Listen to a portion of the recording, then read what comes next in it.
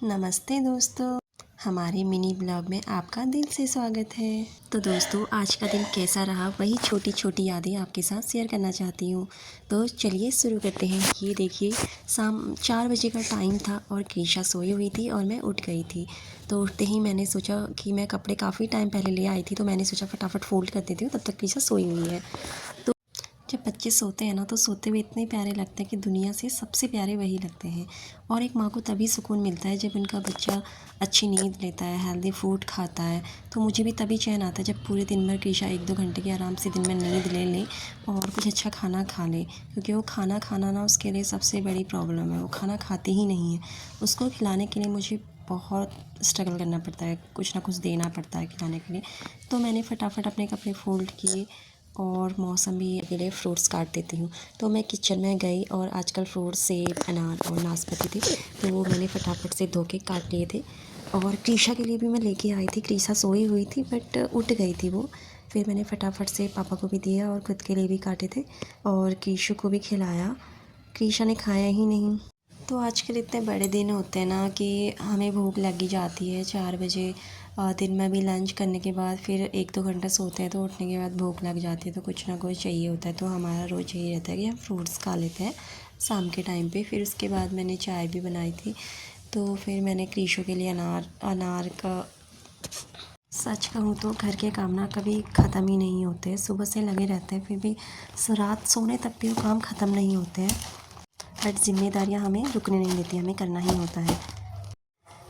तो फिर क्या, फिर मैं ले गई फ्रूट्स, पापा को दे दिए, ये पापा के, और फिर अपने लिए भी लेके गई। तो ना कृषा हल्की नींद में थी, तो थोड़ा तो सोते सोते उसने खा लिया, उठी नहीं वो। आलसी इतनी हो रही थी कि उठी नहीं। तो उसके बाद मैंने भी खा लिया।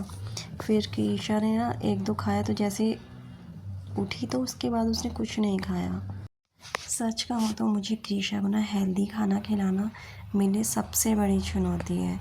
मैं उसके लिए बहुत ट्राई करती हूँ बट वो कुछ भी हेल्दी फूड खाती ही नहीं है।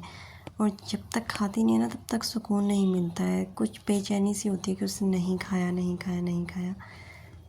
तो मैं उसको यहाँ पे खिलाने की कोशिश कर रही थी बट वो नहीं खा रही थी। मुझे ना ऐसे घुमा देती है वो बातों बातों में, मम्मा वो, मम्मा वो, मम्मा वो करके। तो मुझे पता रहता है कि उसको नहीं खाना है। तो फिर अगर मेरे किशु को ना बाहर की चीज़ें मिल जाए, तो चाउमीन, मैगी दिख जाए, तो खुद ही प्लेट लेके आ जाती है उसका खाने के लिए। बट मेरी भी हर माँ की तरह यही कोशिश रहती है कि मैं उसे घर का खाना खिलाऊँ, हेल्दी फूड खिलाऊँ। बट बच्चे मानते कहाँ हैं। फिर वो भाग गई थी अपने दादाजी के पास और फिर वापस आई तो उसके पैर का वो खुल गया नज़रिया, तो उसको मुझे पहनाने के लिए थी। मैंने सोचा, फिर हो गया था 5 बजने वाले थे, तो बाहर जाने का भी टाइम हो गया था। और फिर मैं कृषु के बालों में तेल नहीं लगा पाती सुबह, क्योंकि वो नहा के आती है, तो मुझे उस टाइम ना बाल गीले रहते, तो वो लगाने नहीं देती है। उसके बाद वो सो जाती है। फिर उठी थी, आज बहुत सोई थी, तो फिर मैंने उसके फटाफट से बाल बना दिए। इसलिए बाल बना देती क्योंकि उसको बाहर जाना था। फिर उसके पापा भी आ गए ड्यूटी से आज। तो ड्यूटी से आ गए तो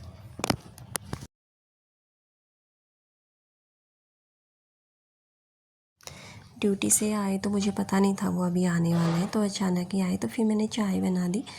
पापा हमेशा बस अदरक वाली चाय पीते हैं, काढ़ा पीते हैं, और मैं तो बिना पत्ती वाली चाय नहीं पीती हूँ। मुझे हमेशा चाय पत्ती वाली ही पत्ती चाहिए। फिर कृषु के लिए दूध भी गर्म कर दिया और हमारे लिए बन गई थी चाय, हस्बैंड जी और मेरे लिए। तो कृषु को दूध पिलाना भी बड़ा चैलेंज था हमारे लिए, तो उसके साथ कुछ ना कुछ ऐसा करना पड़ता है कि वो दूध पिए। तो मेरे हस्बैंड जी ना उसको नेल पेंट लगा रहे थे, कि वो कहती थी कि मुझे नेल पेंट लगाओ, नेल पेंट लगाओ। तो फिर मैं उसको जब भी दूध पिलाती हूँ, खाना खिलाती हूँ, तो अपना जो मेकअप बॉक्स होता है ना, उसको दे देती हूँ। उसमें वो खेल करती रहती है।